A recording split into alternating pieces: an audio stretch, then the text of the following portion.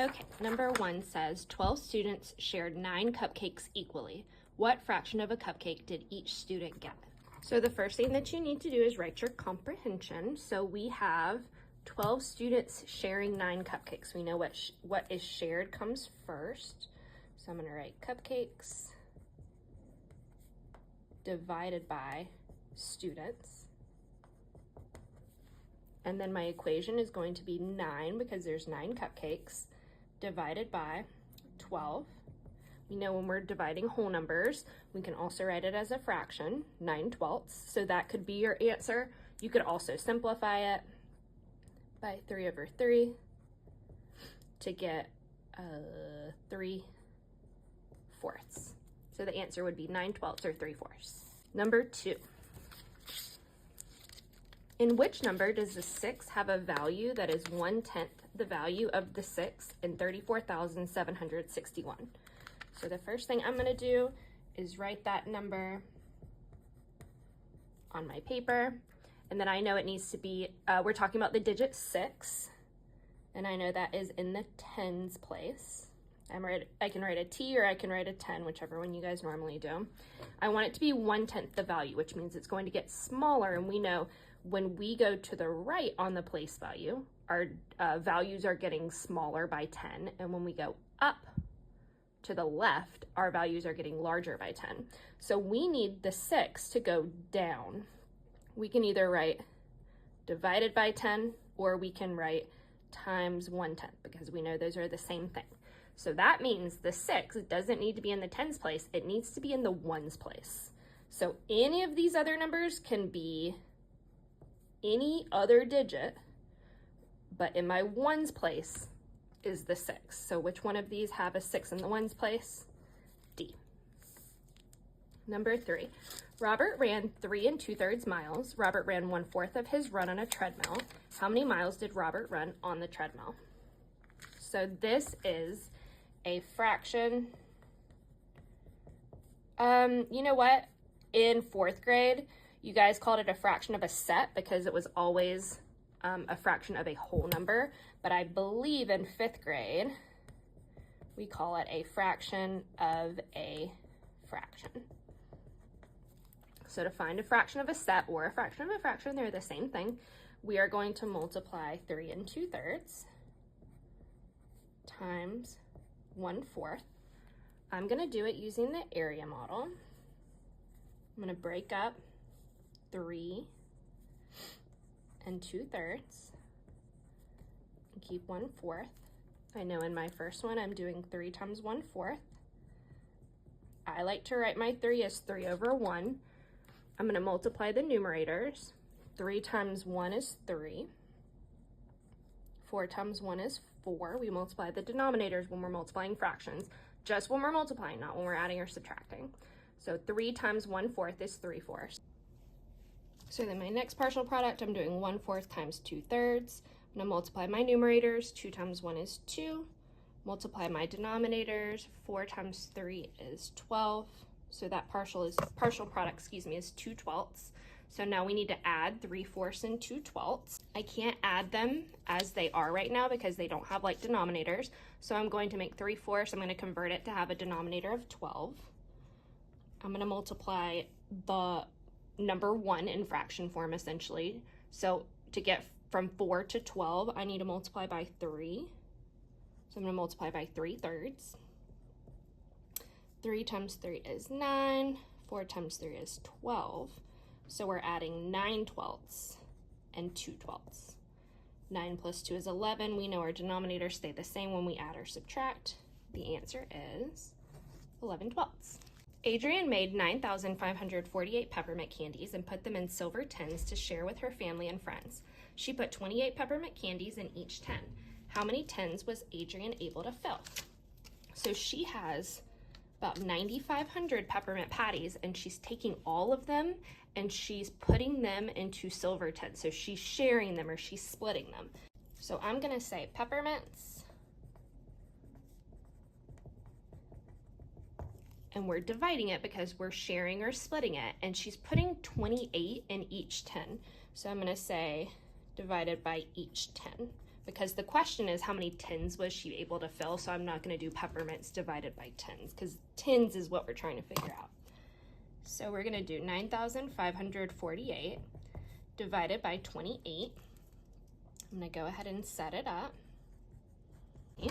I can go ahead and go look at my first place value. Well, if I look at my first place value, we have a 9. I'm going to look at both of them. So the 9 and the 5 together. I know that 28 is too large to fit into just 9 by itself, but 28 can fit into 95. So I just want to skip count by my 28s down the side. I'm going to make a T-chart.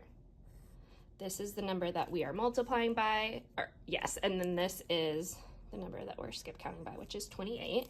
So we know 28 times 1 is 28.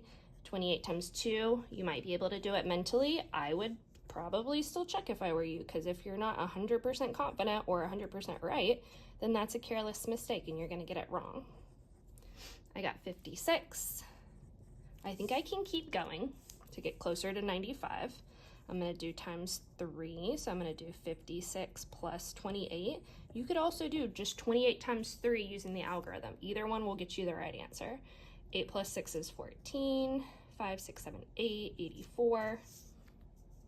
Now, I'm not going to keep going because I know that even if I only add 11 to 84, I'm going to get 95. Like, I just do 84 and then I add 10 in my head and it's 94. And then one more is 95. So I know I can't add another 28. So now I'm done. So now I know 28 times 3 is 84, which is close to 95. But I'm not going to just do 28 times, 28 times 3 to get 84. I need to fill up the rest of my place values. I could do 28 times 30 to get 840. Or I could do 28 times 300 to get 8,400. And that is way closer to 9,500. So if I use 28 times 300, I'm going to take out what I've already used. I've already used 8,400. And now I'm going to subtract to see what I have left to divide. And I have 1,148. I'm going to use what I have over here with my skip counting. I know I'm not going to use 1, 2, or 3 because that's just 28, 56, and 84. I could also make them multiples of 10. That gets me a little closer. I'm going to cover this up so that you know that it's 840. It looks like 840 would be the closest to 1,140, but I could, and remember that would be 30, not 300, because we're multiplying by, or we're looking at the multiples of 10. We could also try 28 times 40. So I'm going to do 28 times 4, and this time I'm going to use the algorithm just to change it up. 4 times 8 is 32. Regroup our 3. 4 times 2 is 8, plus 3 is 11, so 112. I'm sorry, yes, 112. And then times 40 would be 1,120. That is really close to 1,148, so that's the one I'm going to use. You didn't have to do that. You could have stayed at 30, but I'm going to do that. So 28 times 40 is 1,120. I'm going to subtract what we've used. Now we have 28 left. That 28 times 1 is 28. That's ugly. And I'm going to subtract, and now I have 0 remaining. So if I add up all my partial quotients, I have 341, and let's see if that makes sense. She had 9,548 peppermint candies, and she put 28 in each tin, and that would mean that she was able to fill 341. I think that's reasonable. I'm going to use multiplication just to check. I think 341, I'm going to round it low. I'm going to round it to 300. And then 28, I'm going to round it to 30. And we can multiply to check. I'm just going to use my natural numbers. 3 times 3 is 9. 9,000. That is really close to how many peppermint candies I have. So I feel good about my answer. I think it's reasonable. All right, and last one, number 5, a school ordered 465 boxes of paper. There were 38 sheets of paper in each box. How many sheets of paper did the school order in all?